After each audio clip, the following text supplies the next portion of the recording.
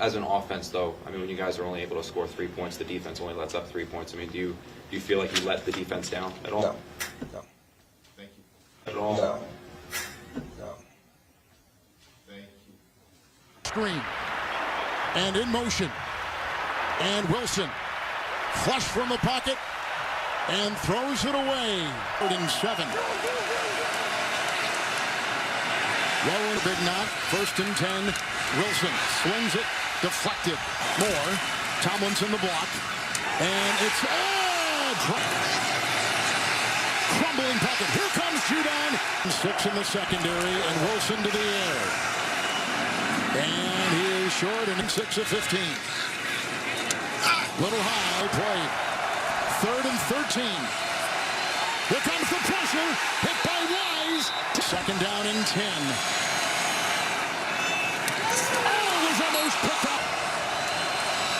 Are you ready for some football? I apologize for making you all sit through that horrible montage of Zach Wilson. Luckily, the Jets fans don't have to do that anymore because he's just been benched. Sorry to the Vikings who kind of bet on Zach Wilson's future. Looks like you're going to have to find a new quarterback already. I am here in Texas, in the home of the Cowboys. That's right. So I'm going to try something different. I'm not going to do any highlights. Instead of going through a recap, I kind of want to check the status on what's going on in the league. So let's go ahead and do that. We've got the NFC West here. Cardinals sitting pretty at 8-3. Looks like they're going to take this division pretty easily. Patrick Mahomes, of course, leading this team. MVP consideration there. Rams, 49ers, middling tier teams. Rams have a good shot, actually. They've got superstars. Evans, Eckler, and McCaffrey. That's enough to take you to the playoffs. 49ers, Justin Jefferson, Dalvin Cook. Sam Darnold is starting in place of Baker Mayfield / PJ Walker. So if he resurges, maybe 49ers have a shot at making the playoffs. Who knows? Playoffs? Don't talk about playoffs. The Seahawks, nah, they're done. This team is pretty trash. Let's see, NFC East, the Cowboys, 10-1. This team is fulfilling their prophecy. It's a good thing that guy quit early on because he probably would have done so right now. Let's go the Commanders, 7-4, another strong team. Looking like they're going to make the playoffs. And the Giants, wow, the NFC East, very competitive, just like the real-life NFC East. Even the Eagles. Congrats to the new ownership of the Eagles. We're glad to have you, but it looks like you're going to have to start rebuilding. Especially with trash quarterback Russell Wilson as your starter. Oof. Moving on to the NFC North, we have the Green Bay Packers at 8-3. This team, they got some strong players, but it doesn't look like they're a real contender. I would say I'll put them in the pretender category. The rest of the NFC North, pretty garbage. You got the Vikings and the Lions, who sit at 0-11. I think they're aiming for that #1 pick. So it's likely we're going to have our first winless team in the first season of the NRA. The Bears, decent team. I'm not sure if they have enough to make the playoffs. We'll see. NFC South, we've got the Carolina Panthers, who look pretty strong. New Orleans Saints, however, are challenging them for the division crown. Yeah, this team looking pretty strong. It's going to be interesting to see who wins the NFC South. The Bucks and the Falcons kind of look pretty done. The Buccaneers never had a real starting quarterback. And the Falcons, Cam Akers really screwed you, drafting him pretty early. Let's see. Second round pick. Ooh, that's gotta hurt. They're looking forward to next year already. Moving on to the AFC. AFC West, the Raiders have dropped 2 straight. That is wild. Still looking like they're going to make the playoffs.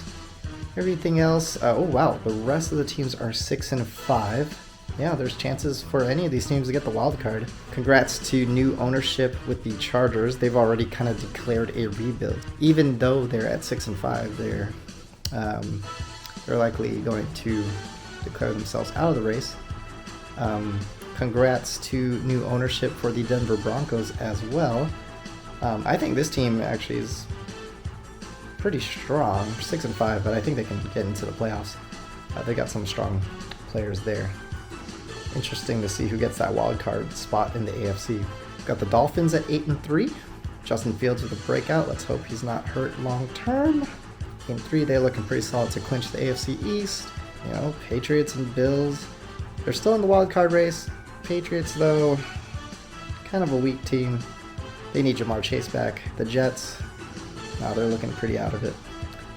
AFC North, got the Cleveland Browns. Just, you know, they started off really strong, but now they're 7-4.